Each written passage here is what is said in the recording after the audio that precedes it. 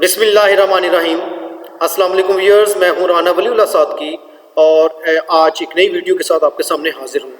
तो व्यूअर्स, आज हमारी जो वीडियो है वो भी प्रेजेंट इंडेफिनिट टेंस से रिलेटेड है और इससे पहले प्रेजेंट इंडेफिनिट टेंस की 3 वीडियो जो है वो आ चुकी हैं। आज ये चौथी और आखिरी वीडियो है। इस वीडियो में हम प्रेजेंट इंडेफिनिट टेंस के इंट्रोगेटिव सेंटेंसेस जो है उनको डील करेंगे। तो आज ये जो हमारा टॉपिक है वो प्रेजेंट इंडेफिनिट टेंस के इंट्रोगेटिव सेंटेंसेस से रिलेटेड है और ये आज प्रेजेंट इंडेफिनिट टेंस से रिलेटेड जो है वो चौथा लेक्चर है, चौथी वीडियो है। तो अब हम चलते हैं अपने टॉपिक की तरफ।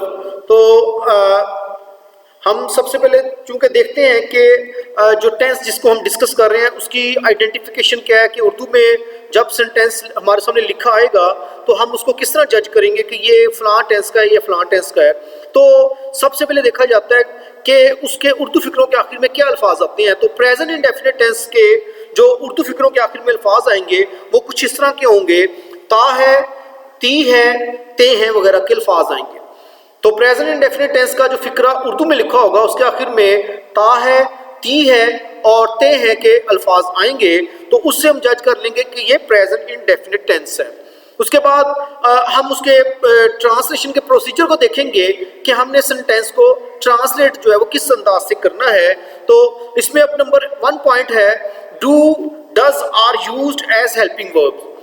तो जो पॉजिटिव सेंटेंस थे प्रेजेंट इंडेफिनिट के, उसमें हमने देखा था कि उसमें हेल्पिंग वर्ब का इस्तेमाल नहीं था। उसके बाद जो हमने थर्ड वीडियो अपलोड की थी वो थी नेगेटिव सेंटेंसेस से रिलेटेड। तो उसमें हमने पढ़ा था कि डू और डज हेल्पिंग वर्ब के तौर पर जो है इस्तेमाल किए जाएंगे। तो आज का जो हमारा टॉपिक है वो चूंकि इंट्रोगेटिव सेंटेंसेस से रिलेटेड है तो इसमें भी डू और डज जो है इन्हें हेल्पिंग वर्ब के तौर पर इस्तेमाल किया जाएगा। तो अब देखना ये है कि डू किसके साथ इस्तेमाल किया जाए और डज किसके साथ इस्तेमाल किया जाए। तो ये भी आपके सामने लिखा हुआ है, do is used with I, we, you, they and plural nouns. तो ये 5 तरह के वर्ड्स जब आपके सेंटेंस में आ जाएंगे तो आप उसमें डू इस्तेमाल करेंगे। लेकिन अब ये देखना है कि डज कहाँ इस्तेमाल करना है। तो अगर आपके सेंटेंस में ही, शी, इट और सिंगुलर नाउन इनमें से कोई भी वर्ड आ जाएगा तो फिर आप उसमें डज इस्तेमाल करेंगे। तो ये तो हो गया कि हमने डू कहाँ इस्तेमाल करना है और डज कहाँ इस्तेमाल करना है। तो ये था हमारा पहला पॉइंट। उसके बाद जो सेकंड पॉइंट है वो है related to form of verb. तो यहाँ लिखा हुआ है कि present form with first form, यानी कि इस पूरे टेंस में whether the sentence is positive or negative or interrogative, तो हम प्रेजेंट फॉर्म यानी कि फर्स्ट फॉर्म जो है पूरे टेंस में इस्तेमाल करेंगे। उसके बाद इसमें एक इंपॉर्टेंट चीज है कि we don't add S, E S और I S in interrogative sentences. तो व्यूअर्स ये ख्याल रखना आपने कि इससे पहले हमने जो पिछला जो लेक्चर था, इसकी वीडियो जो थर्ड थी या थर्ड जो लेक्चर था उसमें हमने नेगेटिव सेंटेंसेस को डील किया था। तो उसमें भी ये पॉइंट आया था और अब जो चूंकि इंट्रोगेटिव सेंटेंसेस हैं तो उनसे रिलेटेड भी ये पॉइंट है कि सेंटेंस में हमने एस, ई एस या आई एस इस्तेमाल नहीं करना, क्योंकि एस, ई एस या आई ई एस जो है उसका यूज जो है सिर्फ और सिर्फ पॉजिटिव सेंटेंसेस में किया जाता है। अब हम इसकी देखते हैं एग्जांपल्स। तो अब देखिए पहला सेंटेंस है, क्या वो अपना चंदा इस इदारे को देते हैं। तो ये तो देते हैं, देता है, देती है, देते हैं, इससे अंदाजा हो जाएगा कि ये प्रेजेंट इंडेफिनिट टेंस है और ये जो क्वेश्चन मार्क है ये शो कर रहा है कि ये इंट्रोगेटिव सेंटेंस है। अब एक बड़ा सिंपल सा असूल है कि जब भी आपका ऐसा इंट्रोगेटिव सेंटेंस के जिसके स्टार्ट में क्या का लफ्ज आ जाए तो आप जो सा टेंस इस्तेमाल कर रहे होते हैं उसका आपने हेल्पिंग वर्ब लेना है और वो आपने सेंटेंस के स्टार्ट में ले जाना है। क्योंकि आज हम कर रहे हैं प्रेजेंट इंडेफिनिट टेंस के सेंटेंसेस को, तो उसमें हमारे पास डू और डज है। तो अब हम उसमें डू या डज को पहले सिलेक्ट करेंगे और उनमें से जो भी चीज हम सिलेक्ट करेंगे डू या डज उसको हम सेंटेंस के स्टार्ट में ले जाएंगे। क्या वो अपना चंदा इस इदारे को देते हैं? देते हैं से मुराद है कि जो लोग हैं वो ज्यादा हैं, प्लूरल में है, तो हम प्लूरल के लिए इस्तेमाल करते हैं दे। तो दे के साथ हमने पढ़ा है, अभी आपके सामने मैंने रखा था, ये देखिए लिखा हुआ है कि I we you they and plural noun हम डू इस्तेमाल करेंगे। तो हम डू से सेंटेंस को स्टार्ट करेंगे और उसके बाद हम लेंगे अपना डूअर, वो है दे। तो डू दे और देना होती है गिव, फर्स्ट फॉर्म इस्तेमाल की जाएगी, do they give their donation to this organisation. तो व्यूअर्स हमारा अगला सेंटेंस है, क्या ये पुलिस वाला अपना फर्ज सही तरीके से अदा करता है? तो फिर देखिए करता है आ गया, तो इसका मतलब है कि ये भी प्रेजेंट इंडेफिनिट टेंस है और ये भी सेंटेंस क्या से शुरू हो रहा है, इसमें भी हम डू या डज को शुरू में लेके जाएंगे, लेकिन पहले हमने तय करना है कि हमने डू लगाना है या डज लगाना है। तो हमारे पास जो डूअर है वो है पुलिस वाला, तो पुलिस वाला जो है वो सिंगुलर नाउन है, तो हम डज लगाएंगे। तो अब हम सेंटेंस को डज से स्टार्ट करेंगे, डज दिस पुलिसमैन, और अदा करना होता है डू, तो डू हिज ड्यूटी, अपना फर्ज अदा करता है, और सही तरीके से आ जाएगा वेल। अब देखिए सेंटेंस है, does this policeman do his duty well. जी अब हमारा अगला सेंटेंस है कि वो कहाँ अपनी कार पार्क करती है, तो ती है, फिर ये आपका आ गया प्रेजेंट इंडेफिनिट टेंस। अब इसमें एक चीज का आपने नोट करना है कि इसमें देखिए जो लफ्ज आया कहाँ है, ये इंटरोगेटिव सेंटेंस, लेकिन इसमें जो कहाँ का लफ्ज आ गया और कई दफा आता है कहाँ, क्यों, कब, कैसे।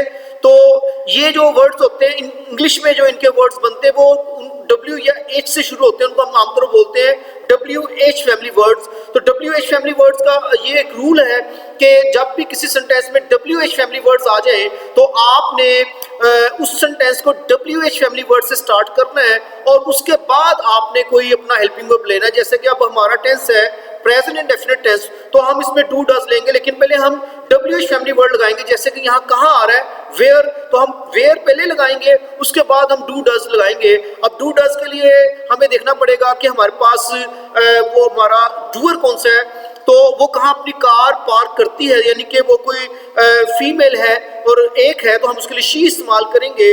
तो अब हम लगाएंगे डज, तो वेयर डज शी, और पार्क करना इंग्लिश में भी होता है पार्क, और अपने के लिए चूंकि शी है तो हर आ जाएगा, अगर ही होगा तो अपने के लिए हिज आ जाएगा, अगर दे होगा तो अपने के लिए देर आ जाएगा, यू होगा तो अपने के लिए योर आ जाएगा।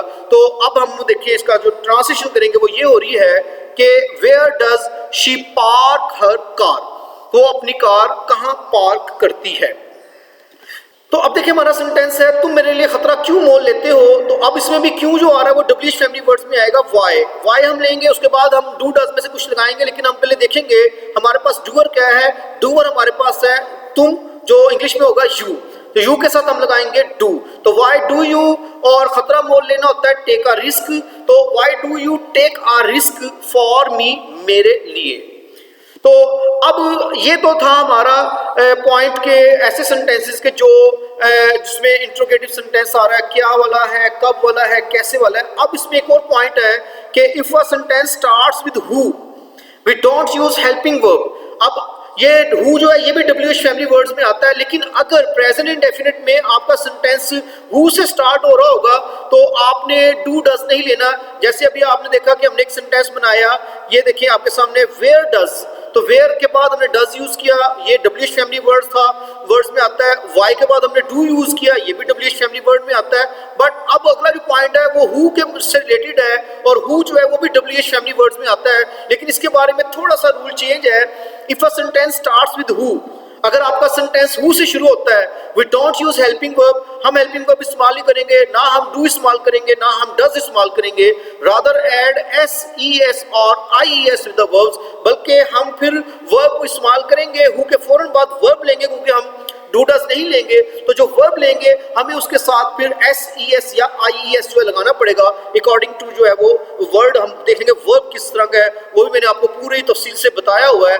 पहली हमारी जो वीडियो थी उसमें पूरी तफसील से बता दिया था प्रेजेंट इंडेफिनिट से रिलेटेड, पहले लेक्चर में पहली वीडियो में, कि हमने S कहाँ लगाना है, ES कहाँ लगाना है या IES कहाँ लगाना है। तो आप उस वीडियो को जरूर देखिएगा।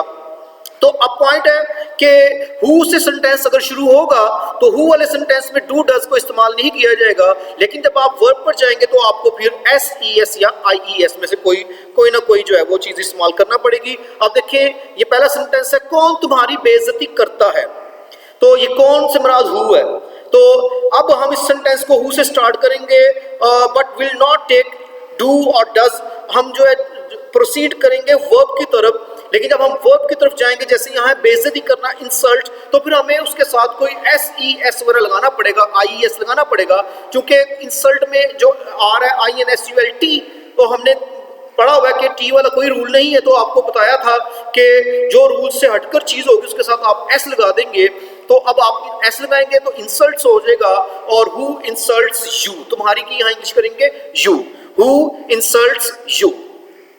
इसी तरीके से कौन उनके साथ अच्छा सलूक करता है, फिर ये सेंटेंस हम हु से स्टार्ट करेंगे, हम जो है डू डज नहीं लेंगे, हम जाएंगे वर्ब पर, और सलूक करना होता है बिहेव या ट्रीट, हम उसके साथ एस वगैरह लगाएंगे। ट्रीट है तो ट्रीट्स करेंगे, बिहेव है तो बिहेव्स करेंगे, और अच्छा की इंग्लिश होती है वेल, और उनके साथ से मुराद है देम। तो हु बिहेव्स वेल, कौन अच्छा सलूक करता है with them, उनके साथ। जी व्यूअर्स, अब हम चलेंगे पॉइंट नंबर 4 की तरफ।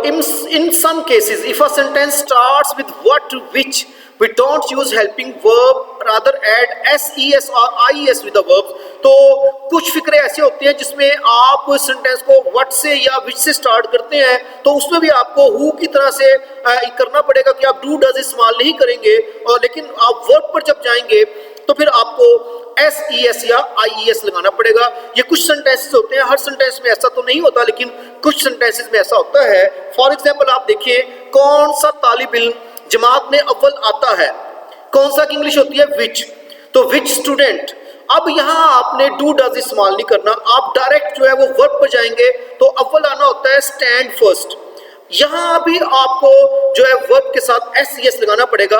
विच student stands first in the class, which student stand first in the class. और इसी तरीके से फर्ज करें 8 के बाद क्या आता है, तो ये सेंटेंस हम स्टार्ट करेंगे व्हाट से।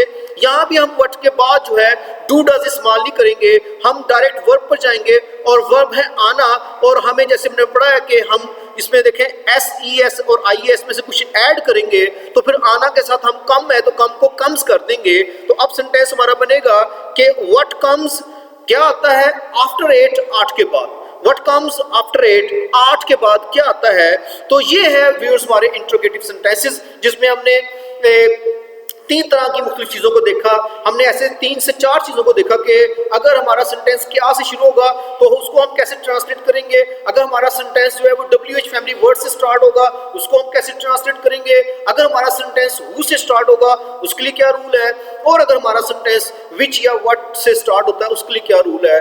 तो मैं उम्मीद करता हूँ कि आपको ये समझ आ गई होगी, और हमारा ये जो सीरीज सी प्रेजेंट इंडेफिनिट टेंस से रिलेटेड उसके जो 4 लेक्चर थे, आज वो आखिरी लेक्चर था, तो वो भी मैंने आपके सामने पेश कर दिया है।